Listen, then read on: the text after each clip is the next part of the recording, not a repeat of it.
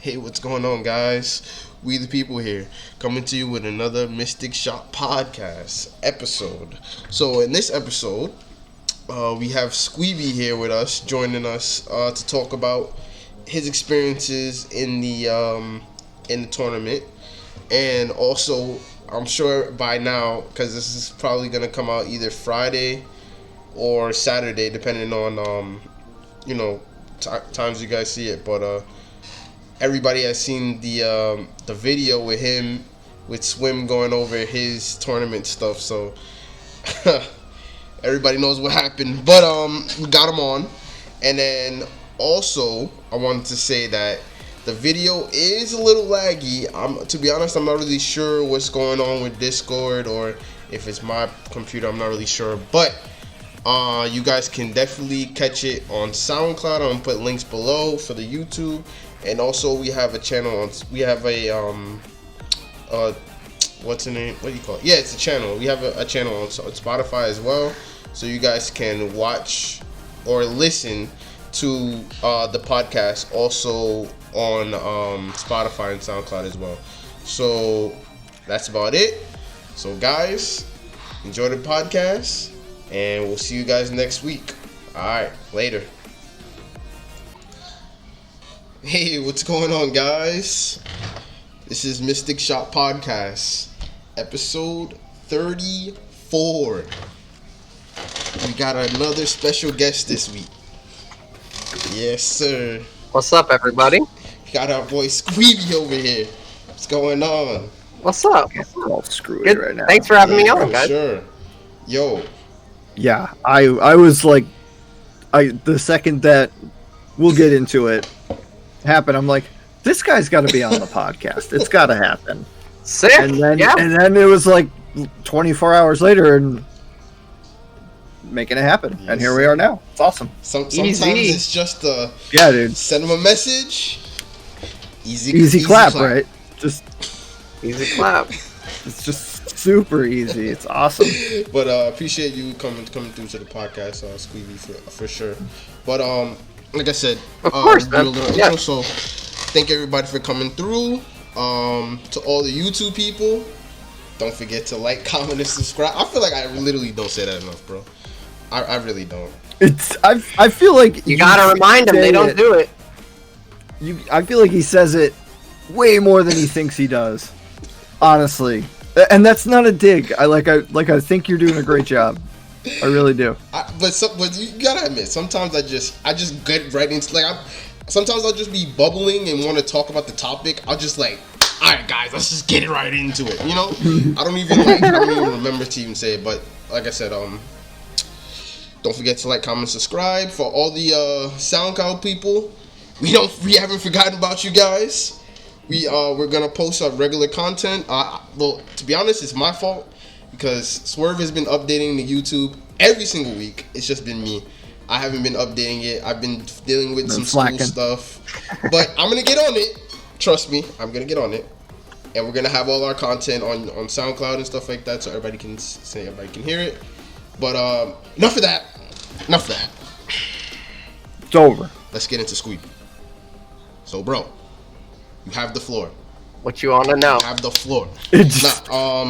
So is Runeterra your first TCG? Like, have you played other card games, or Yeah, I played like obviously Pokemon cards like everyone else when I was little, but not competitively. I loved Yu-Gi-Oh! The show, and I played a little bit as well, not competitively. But I'd say like the first card game I got serious about was Hearthstone, but like not a ton of ladder, honestly. Like I was really into Arena, like the draft mode, and like maximizing my win runs and like following Kripparrian, who's like a big dude who does that and was like the best at one time. So yeah, I got pretty good before they had a ladder at Arena. I was like 6-ish wins, like average. And I was like trying to build a free collection and stuff without paying for it. But I played that for a few years, like just on my own with my friend, and that's when I was like, I felt like I was playing at a somewhat above average level in that like area of the game. got close to Legend a couple times, but I never really had that many cards. So yeah, this is the first game where I'm like playing at a high level consistently. Yeah, no, that's cool. So because you came from Hearthstone, so you didn't really learn about Runeterra from League. Like, did you play League at all, or? Yeah, I played a little in I played maybe a couple years in high school, and then like took a break when I went to college. But I was like, I'm terrible. I'm still terrible at League. Like I don't think I've ever been out in silver. Absolutely, like, I'm 100%. Actual garbage. Like I don't think I could play that game for the next like 10,000 years, and I think maybe I'd hit gold. Like it doesn't click with me. Bro, we're all in the same crew, like, dude. I watch it. Like I watch pros play. The house. Oh my goodness. I love it. Like it's fun to watch. It's like it's a sport to watch for me, but I cannot play it. I can't fathom how they're that good. Yeah, I could play it every day for the rest of my life and like maybe peak at like really terrible. Like yeah, honestly, I'm glad like I let the League grip like release. Like a lot of people who play League a ton like complain about it and say like, oh, you know, they can't play any other games and like they're obsessed, and I'm kind of that way with Runeterra, but man, when League gets its hooks in you, it's really hard to get out. It can be, like, for sure, yeah, 100%. So you found out about Runeterra through League. So you pretty much have like a background on like the League of Legends, you know. I know the champions. Yeah, I don't know like the lore write-ups behind the champions, but I'm familiar with pretty much all of them. All right, cool. Yeah, that's cool. And so your content that's now getting put out there on Twitch, did that begin back in the Hearthstone days, or what came first, the stream or the Runeterra player? That's a good question. I saw that on your guys' sheet, and I actually had to think back. When I like first moved out to LA for my job of like years ago, maybe like 3 years ago in 2017, I guess that's 4 years ago, I was streaming PUBG. I like played a lot of PUBG, and I had like three or less viewers, and I did it for like a few months. But I wasn't like trying to be a streamer, or it was more like I was just sending it to my friends like IRL and being like, look, you can watch me playing games and stuff like that. So I still have like all the old VODs saved. That's awesome. On my computer, but yeah, I guess like I started streaming 4 years ago. I stopped after maybe a couple months, and then like I started playing Runeterra, and I think I played since beta, and I tried and hit Masters like I think maybe twice before I started streaming, and like the second time I hit Masters, and I think even the first seasonal, like I didn't stream it at all. And after I played and hit Masters the second time, I was like, oh, I'm like pretty good at this game. Like maybe I should start streaming it. And I watched other like medium to small streamers, Duckling and other dudes, and I was like, wow, they look like they're having so much fun. Like I should get into this. So I probably started streaming, like halfway through when I started playing LOR. So like 6 months into it. Okay, yeah. That was I started in December, of last year. Was like my first time streaming, end of December. Around the same time Majin started, actually. Okay. No, that was going to be another one of my questions. Have you been playing since beta? Because some people have, like, even though they're, really good at the game, some people just started. Some people played, like, right when the Bridgewater expansion came out. Some people were playing way before that, so it's good to know where you started in Terra. Yeah, and to that point, right? So you said that you recognized your talent in the game. Now, like, what? Dig deeper into that, like, and tie it to your streaming. Is that like really when you wanted to make it happen? Like, what? I want to know what meta it was, and like really what cemented it for you. Yeah, I think it was. What was the second seasonals? Was it like Monuments of Power or something? What's up? Thanks for the sub, Night Stars. It was like maybe Monuments of Power, I guess. Probably after I think Season of Plunder, like when like NAB was big. I hit Masters for the first time, and that's like when they had their first seasonals, probably. And then after that, second time I hit Masters, and I was like reaching. Maybe I broke like top 100 or something. It just was like a different feeling that I had where I was like, wow, like I feel really, really good at this game. And it was like exciting. I was like, I want to see how good I can get at this game. because I just like I felt like I hit masters, and even now sometimes on ladder, like I feel like I could be trying harder and like really like putting more energy into it, and so it like got me excited to think about what I could achieve if I like fully dedicated myself to the game in a competitive way, where I've like with any other game I've never done that because I didn't really feel like I could do that, or just like wasn't at a level where it would be a good use of time. So yeah, when I started having that feeling, like top 100, second time in Masters, to some people they might not be like huge achievements. I didn't like do well in my seasonals or anything, my first one, but to me that was like it was a sort of a big moment, and I was like, people might want to watch me play. They might be able to learn something, or I'll just have fun with people watching. I had no idea how it was going to go, but the idea of realizing like I'm better than the average person who plays this game in terms of like stats and win percentages and all of that, that was like what motivated me to start to stream and see where it could take me. But yeah, I was pretty uncertain. I had no idea what I was doing. I still don't really. So. You learn as you go, dude. But yeah, it was a slow realization. I don't think it was like a singular moment. It was more just like gradually learning, getting better, watching myself climb a little bit higher. Just leveling up. You know, little by little. Absolutely. Yeah, that's awesome. Like you were on a little trickle, but all right, let's get to a serious question. So, Sqweeby. Yeah. What's your favorite emote? My favorite emote? I'm not using it right now. This is very serious, by the way. There's a lot of solid emotes. I mean, Garen emote, everybody's talking about it right now. It's gonna get nerfed. Easy gonna get nerfed. It's top tier. I love Smooth Move, man. I love Aurelion Soul. I love Smooth Move. Is that your final answer? You know what? You know what though? I love Smooth Move. I'm gonna have to go with the Kench though. I'm gonna have to go with the Kench because anyone with a fedora in it, that's a yes for me, dog. I can appreciate that, but like we can edit his answer out, right? Like, 'cause that's just not correct. What's the right answer? Braum Wave?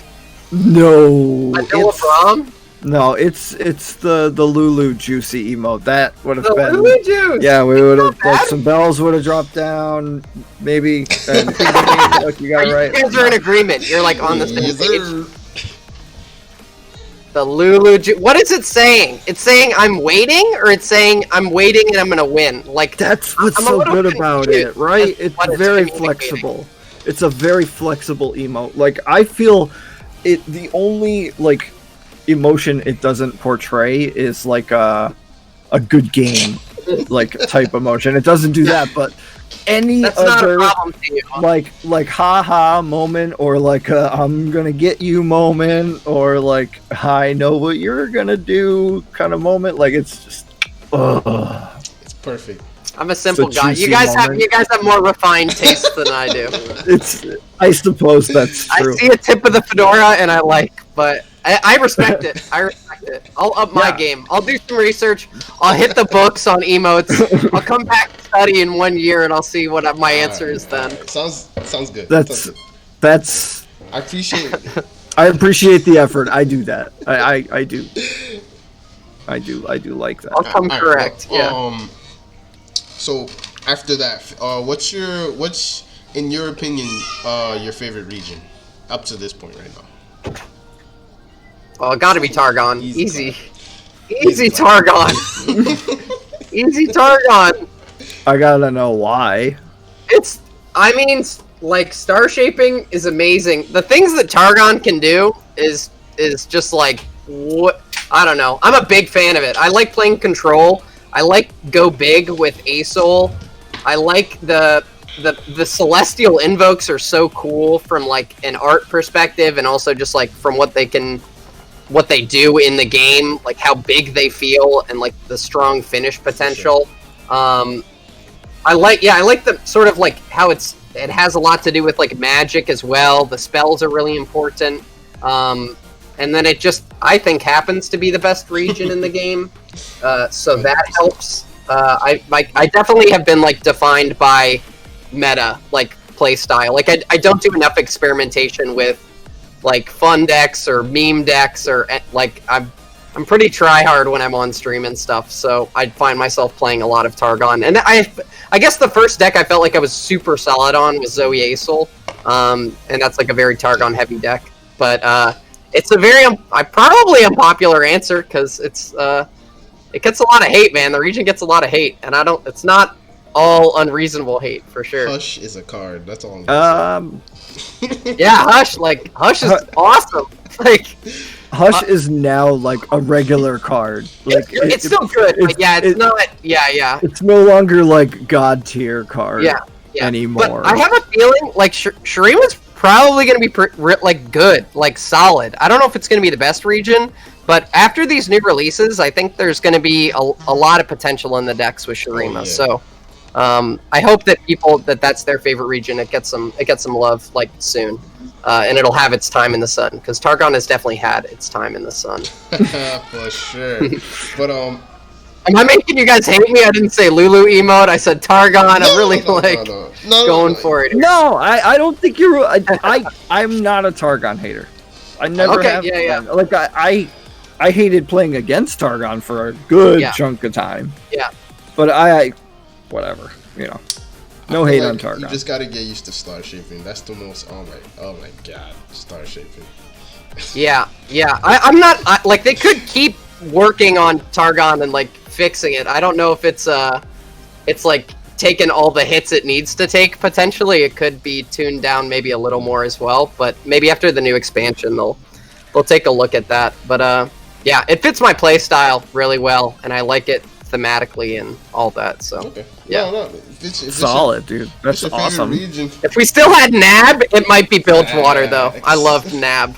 We have Nab like in like a form. Not like it was. Like a where that?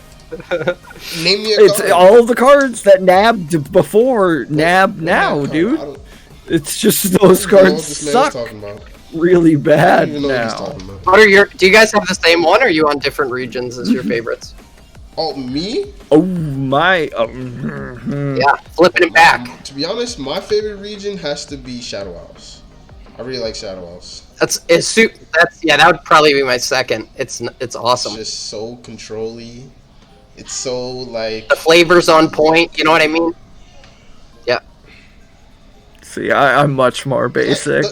I'm a Noxus guy. Yo, Noxus is cool too, though. Dude, it's Swain. I like Swain. Oh, word. I really love playing Swain decks. Oh, yeah. Yo, 100% my favorite champion. Strong.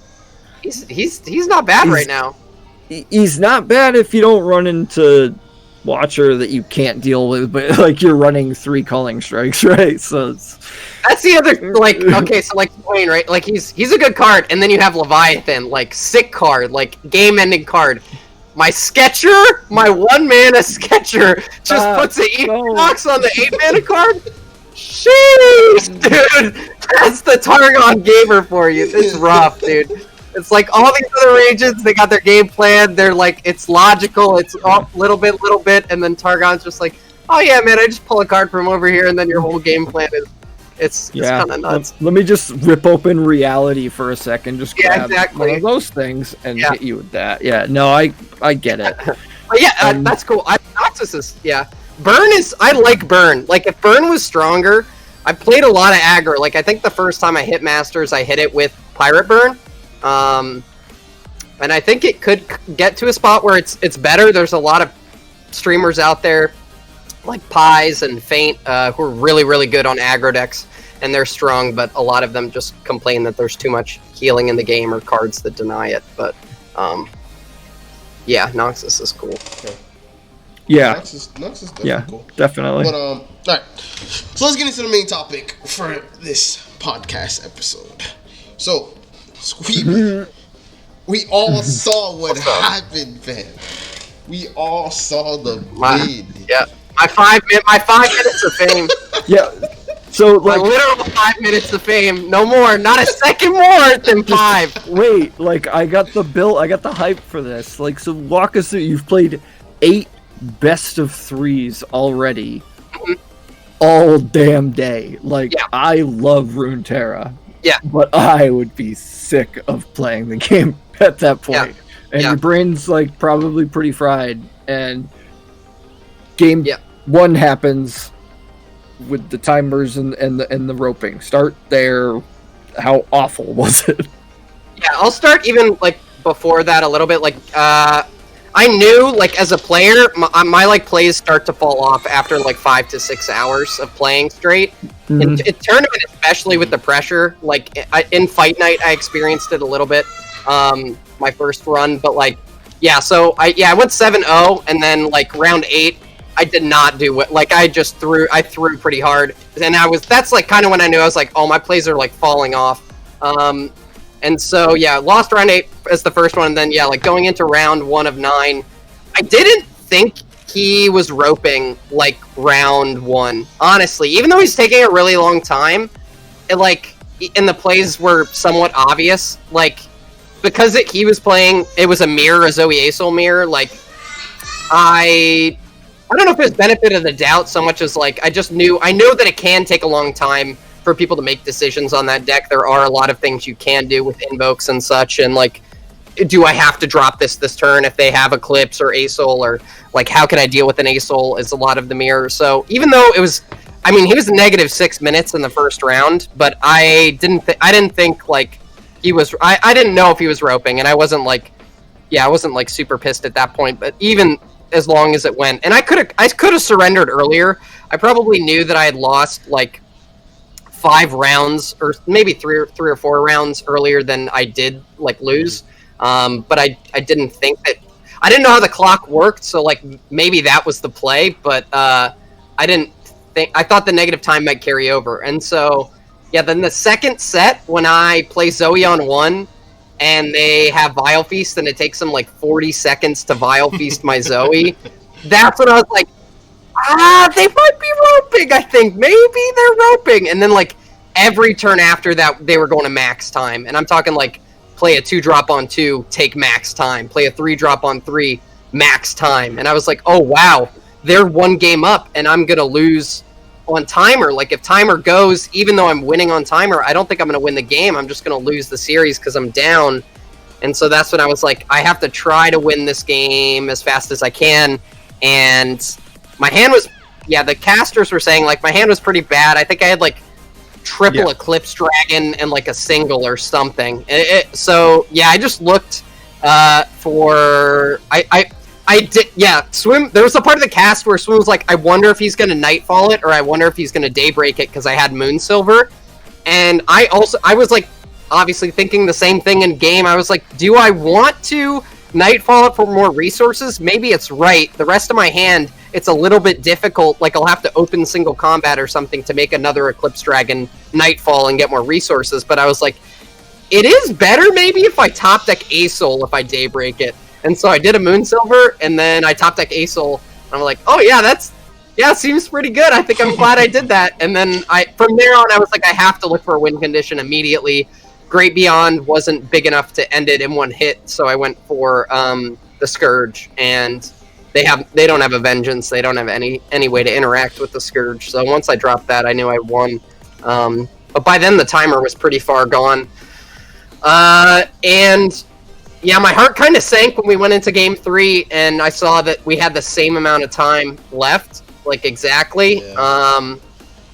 And I thought I could, like, so then I realized it was like speed chess, and I had to play really fast. But I had already talked to my chat a little bit about this. Like, halfway through that set, like, I don't know what number of game that was for me or opponent there. Like, I don't know if it was our, over 20th game of the day or something. So I was like keeping track of time for the first half, but that turn they played Nasus, and I opened a Bakai Sand Spinner, like terrible misplay, because I don't have Deny as backup, and I had Vengeance, so like I Vengeanced on the stack, and then they used a Deny, and that like ate up so much of my time, and then the Nasus movie, and like after that I pretty much stopped. Like I wasn't like keeping logical track at that point. I was just like, my mental was pretty destroyed with like my plays and the animation timers and stuff. It was like a lot to be taking in and like learning in the moment, and also like I knew I was being casted, so that like adds another level of pressure mentally. So yeah, from there, that was where he knew that he'd messed up moment. Yeah. But I didn't. I was like, I thought I'd qualified at 7-0 based on ladder placement, but I wasn't sure. And after that game ended, I guess I was like on the page, the tournament page, and it said like I'd qualified, but I didn't realize till like 30 minutes later or something that I had actually qualified. Like I thought that was, I don't know, like a landing page or something. So. Yeah, it took a little bit for me to like come back down to earth, but at the end of the day, it's okay. That's how it went. And Ruben like gifted a sub to my channel during that game. I think some other people said that people at Riot were watching. So I'm hoping that like there's some simple tweaks made to the timer system from that. Because so like at the beginning in game 1 of that set, I think it's viable for him to be taking as long as he did for those decisions. 100%. I was not. Yeah. Because at that point, you can't do that on purpose. It's a Targon mirror too. I mean, what do you expect? It's gonna take a while, right? But he manages to squeak game 1 the win. Then I missed it as well. Like he deserved the win round 100%. Yeah. So he wins that one. At that point, you notice, okay, the timer's like. He's really taking his time on these really simple, probably, decisions. At that point, do you think it's intentional? I mean, from my perspective, it felt intentional. It's like with roping and stuff, it's really hard to prove. And honestly, like sniping is, I'm not that I'm being sniped. I'm just saying, like in other tournaments, like it's hard to know if you're sniping. Like it's really hard to like put that kind of stuff on your opponent. You know what I mean, from your side. But like. As from my side in that game, it did feel like roping when you like the only decision you have to make is are you going to Vile Feast a Zoe? Like that's the only thing in your hand you can do, and it takes 40 seconds to make that play, and there's like 15 minutes left on the clock. Like that's when it starts to like it was a feels bad on my end, and it was like I mean like it's understandable too. Like 2 or 3 turns, maybe it takes a while. Like you have options, but like if we watch the VOD back, it's like every single turn, like max time, and the clock is just ticking away. So yeah, a lot of people saw the VOD, dude. But yeah, game 1, I'm on board. Like I didn't think it at all. I was like, yeah, it's just like it takes a bit to play. I'm a fairly slow player myself as well, so I'd like to think like I have a higher tolerance for that kind of stuff. Like I don't play aggro a ton, like a lot of people in my chat. Like I get to rope time like a decent amount as well. But yeah, absolutely, same here. Yeah, 100%. Like we have time. We're supposed to be able to use it for a reason. But like the current system in place, it can definitely be abused. Yeah, for sure. And yeah, the tournament timer right now, it's got to be addressed. 100%. Absolutely, that's just not right. But. Like you said to us, I think before we started the recording of this, for the YouTube people out there, it was really a great moment for you and your stream. Honestly, yeah. Like, it's crazy. Redemption arc, dude. Yeah, like the main thing is I was still able to qualify, which is great. Like, my misplays, like me being my own worst enemy, I came in too late at the end of the episode and like tried to end it for myself, but I couldn't throw hard enough to give up this 7-0 run that I had already accomplished. The inner battle, the inner turmoil. That's Sqweeby versus evil Sqweeby you misplaced. Yeah, literally. It's like Yugi Moto over here. Back and forth. Yeah, it's kind of crazy. Like I can play at a very high, a very high Masters level, and then like in another game, I can play at a silver level. Like I don't know many other top players who do that, but that's definite area for improvement I can work on. But yeah, so afterwards, like it was hilarious. Like watching it from like outside of my perspective and like watching the VOD back just as a viewer, like it's funny. Like the cast was funny. Like the situation was hilarious. Like it's the last round, 10 hours they've been casting, it's burnt out, everybody's tired, but like it's a 5-minute game, so you can just kind of like pack all the excitement into that one game, and like it's ridiculous. Like plays and logic go out the window. Like Swim was like, look how weird these guys are playing. Like they're just playing one unit and passing, like and just hard like it didn't look like Runeterra. It looked like some other game. So yeah, right. So And it was like Silverfuse dropping bombs. Like this is like watching a swim stream. stream. Like, it was, yeah, there were some super just like epic and quotable moments from that cast. Like, and then I got to like interview with them after, and that was my first time interacting with a lot of them, and it was like, it was great. Like they were super nice. I'm in a Swim video on his YouTube. Like, a bunch of people followed and were like being supportive and stuff. So yeah, I don't. That's the best loss I'm ever gonna have. Like I'm so happy I lost like, that game. Yo, it's a word. You know, did you ever look up that guy and you was just like, yo, bro? I would say you a message like, yo, you did it for me, bro. Yeah, he messaged me and we talked about it a little bit, and we're on good terms. He'll be at the finals next weekend this weekend as well. Yeah. Okay. So it wasn't like the Matt Damon moment. Like, how about them apples? I'm sure you guys have seen the movie. Good Will Hunting. No, it's a fantastic movie. Go watch it. But it's been a while. Yeah, it's a fantastic movie. And then after that, you hit me with a big fat raid on the, like literally on the game when I was like in my mind going like, this is gonna be my last game and then I'm gonna hang it up. Dude, So, isn't that rough? In my mind, I'm already sleeping and I'm like sitting like this, and then you drop the bomb on me.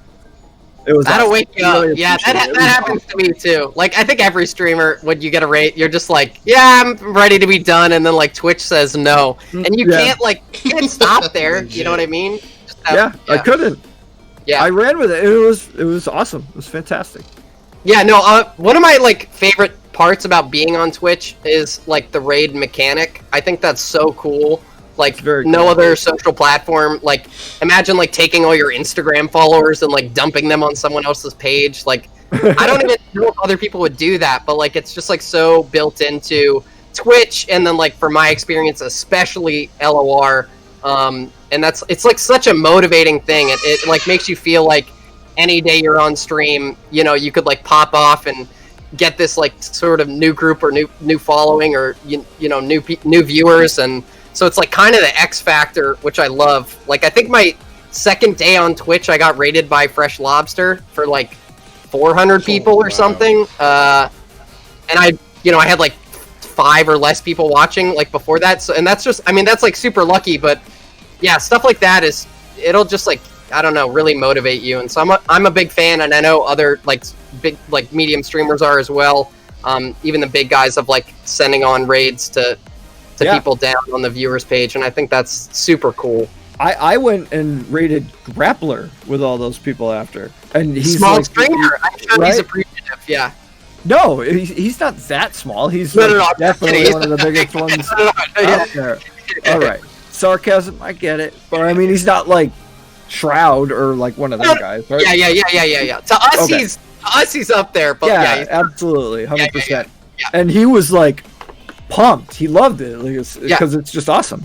It's so cool. He's a regular guy, right? It's awesome. Yeah, it's definitely amazing when you get a raid. You're just like, oh, you know, it like you said, Sqweeby, it always happens right when you're just like, all right, it's gonna be my last game, guys. I'm about to get off. Wait, there's 100 people. All right, you know what? I guess I'll play 10 more, guys. and our community's like fairly small. Like you can know a lot of the community. Like it's a lot of familiar faces. You know what I mean?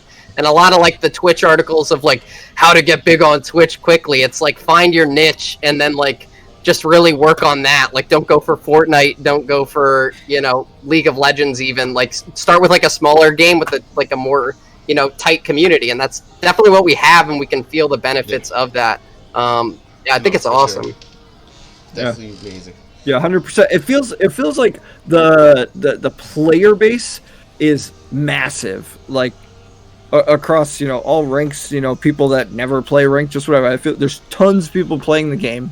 Yeah. But when we say the community, we're talking about the people that are like actively putting themselves out there every day, for the betterment of the game. Like that is a small, tight knit group of people. It feels like maybe like a couple hundred at the most. Yeah. And it's awesome. Yeah. And even like, I mean, like the Twitch overall views are not like the highest for this game, which like they might grow as time goes on and worlds and stuff, but it also means like we get to know a lot of the people who watch us every day. You know what I mean? And that's like that's really cool to develop these relationships, just like with people who keep coming back and say what's up every day, and you learn a little bit about them, they learn a little about you. That's like, yeah, the chat interaction is like, that's why I keep doing it, and stuff like this too, like meeting other content creators. It's just awesome. Like you can make friends from all over the world. For sure, so cool. For sure. Oh, it has like a very poker feel to me, like the game does, and the community around poker. If you guys know anything about it, it's very kind of small. Like the really high up people in a tight knit group that are open to sharing. Like that's like the important thing is sharing and learning, and most of the people in the community do, and it's really cool. Yep. That's what attracted me a lot. Deck? Here's the code, right? Yeah, just like sharing the knowledge. Like all the big and like friendly streamers are all about like sharing the knowledge, deck building, what decks are good on ladder, like all that stuff. But yeah, being similar to poker is like also what attracted me. I didn't play like poker at a competitive level, but I play whenever I'm near a casino. I like playing, and I love like bluffing is like one of my favorite things. And that's like, I haven't played Magic before, but I know in Hearthstone, like bluffing's not really a thing, but bluffing is so big in Runeterra. It's awesome. And it's such another level of like complexity and mastery to it. So yeah, I do, when I explain this game to friends who have no idea what competitive card games are, I often use poker. It's like poker. It's like a mix of luck and skill, mostly luck, or mostly skill. Yep. Right. I definitely agree with that. But also, I wanted to go into the new cards just a little bit, Sqweeby. I don't know if you peeked at the new cards at all. Yeah, I have seen them. Yeah, let me just pull them up on the side. What did you want to? What do you want to talk about with them? I just wanted to get your I gotta get a pro's opinion.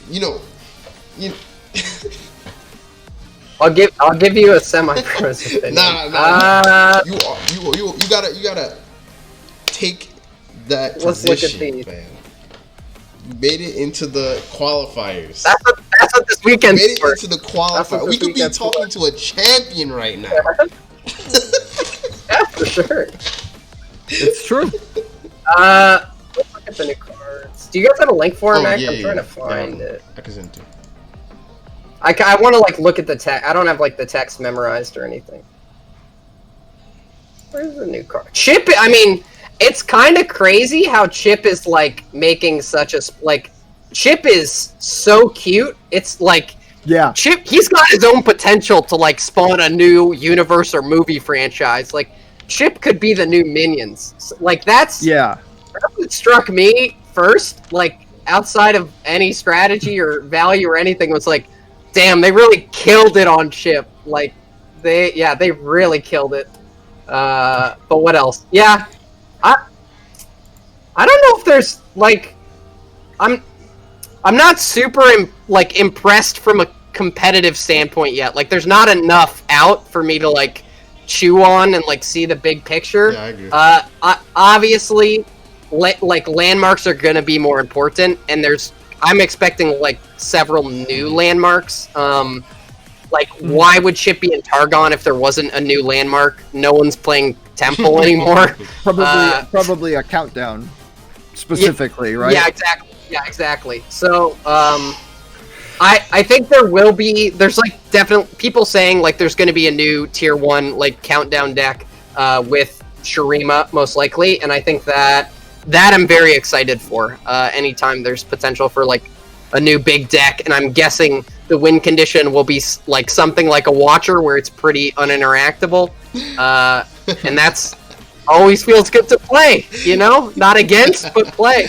Hopefully Zillion comes out and he's like Swim said, he's just a bomb, yo. He just has a bomb, like some kind of win condition or something like that. Like hopefully he's strong.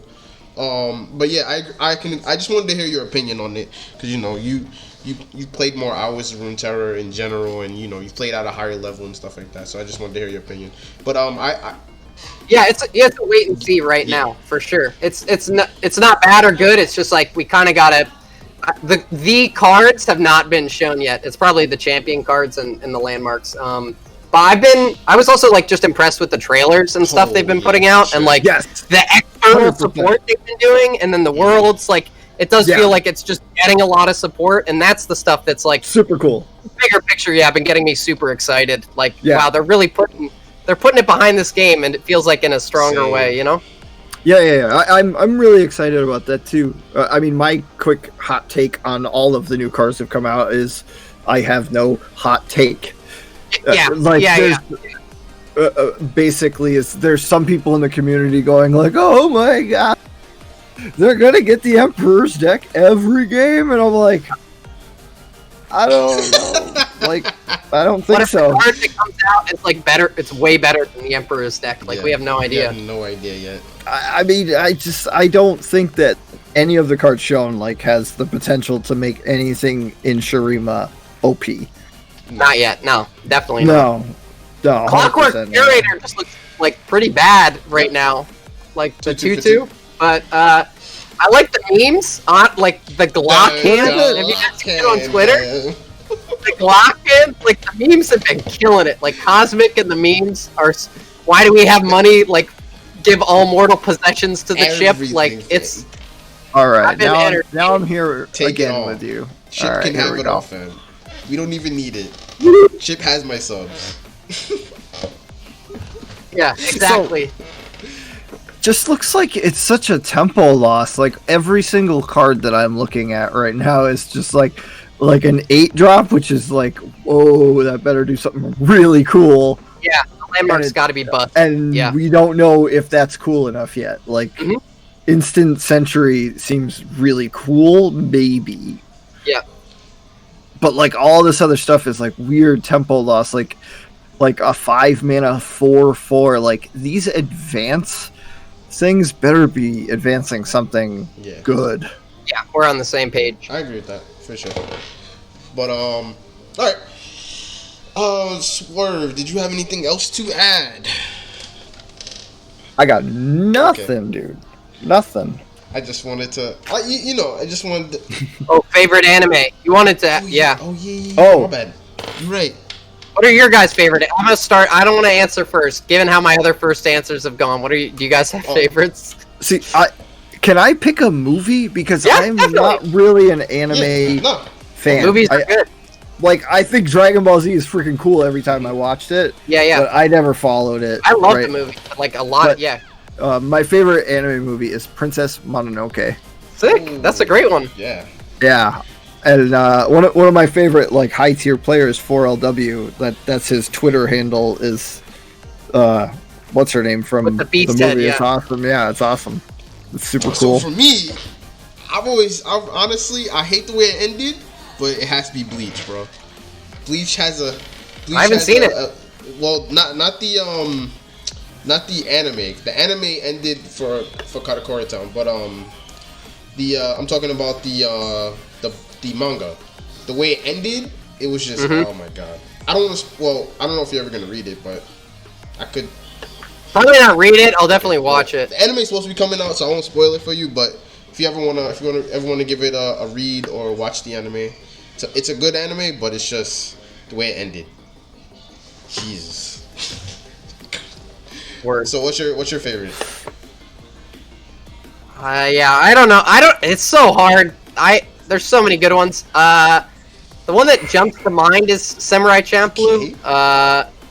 Just like blending hip hop with like samurais, and then it's by the same guy who did Bebop, so it's like got his sort of cool style, and it's one season, so like you just kind of get the full story in one season. It's like it's up there just for like style and music, and like how cool and laid back the characters are. But I have a ton of favorites. Like Howl's Moving Castle is probably my favorite anime movie as well. what would both of you suggest to someone like me who just never really like grabbed onto one? Like, what's a very approachable series wise? I got you, dude. So you like fighters like Dragon Ball Z? They could keep you entertained. I think so. Yeah, I don't. This new show that just came out called Jujutsu Kaisen is like set the internet on fire. It came out this past year. It's like a fighting anime, but it's like the fight animations are sick. The backstory is super cool, and they like get right to the action. It's like 24 episodes or so. It would be a great first watch. I think it would keep you entertained. All right. So what the heck was it called? Jujutsu Kaisen. I can probably send you send it over, dude. Send it over. Yeah, I want to like, check it out. The problem with a lot of these longer animes is like they have like 30 or 40 episodes of filler that like isn't central to the plot at all, and it's just like little side quests. And like for the average like for the person who doesn't watch anime, that's you're like, this, what the hell is this? Like, he's eating ramen for 10 episodes? Like, it doesn't matter. Like, let's get to the good stuff. And, like, even seasoned anime fans can, like, skip the filler. So, I think a show that, like, hits hard right off the bat is, like, the way to go. So tight with that. Yeah. But, yeah, if you like this one, there's a bunch of other ones I could send you. I love getting people into anime. John Alaska in the chat said Demon Slayer. Demon Slayer is a good one, too. Yeah, Demon Slayer is just a worse Jujutsu Kaisen, but it's good. It's good once you run out of that show. I watched it right after I watched that. After I watched it. But yeah, there's like mic drop. What's so cool about anime in general is like just the premises of the shows, man. Like the American shows that are like mostly live action, like they never have as cool premises as these anime shows. Like with animation and full control over the entire image and everything, like you can just go wild with it. So yeah, it's super creative, and it meshes with card game players because a lot of it's like, you know, psychological mind games and who's smarter than who and stuff like that. So I find a natural connection between card game fans and anime fans. I could definitely see that. But all right.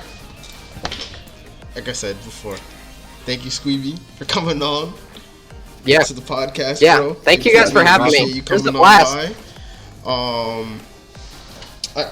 I'm sorry, Swerve. I didn't ask. Did you have anything else to add? No? That's it.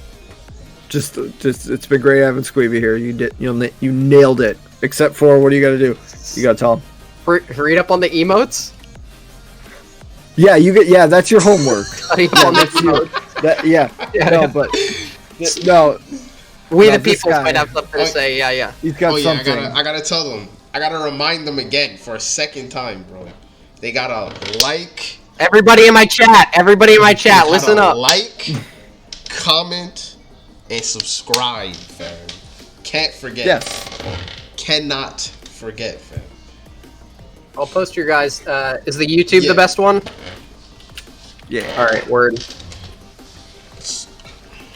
Thank you guys for having me on. It was super fun. For sure. Yeah, absolutely, dude. Good luck, and hopefully you're the champ. Yo, I can't wait to change the title to this. The Champ. Yeah. I hope so too, man. I'm happy I qualified, but I mean, we can only go up from here. So yeah, I'm gonna give it my all this week in practice and see where it takes me. Yeah, man. Absolutely, dude. Best of luck to you. It's a stacked lineup for sure. It's a really stacked lineup. Very stacked, so. Yeah, like they changed the rules, and now all of a sudden, all of these consistent top cutting tournament players are in it, which is super cool to see. Like I think the change in the open rounds worked, and that like, you know, a lot of people you might expect to see are up there this time around. So that's cool. Yeah, it's gonna be tough. It's gonna be tough for sure. But yep, play your best. Congratulations. Top deck well. That's it. You do well, and we'll catch everybody next week. We'll be streaming again, podcast next Tuesday. I think it's just gonna be me and Swerve. Just gonna be us two. I think so. But, we'll see everybody then. Maybe we bring back the champ. Maybe we bring back the champ. If you win, can we be first interview, fam? If I win, I'll be If I win, I'll be back on for sure. Confirmed. All right. All right. Thanks, guys. Later. Peace out. Yeah. Have a great night.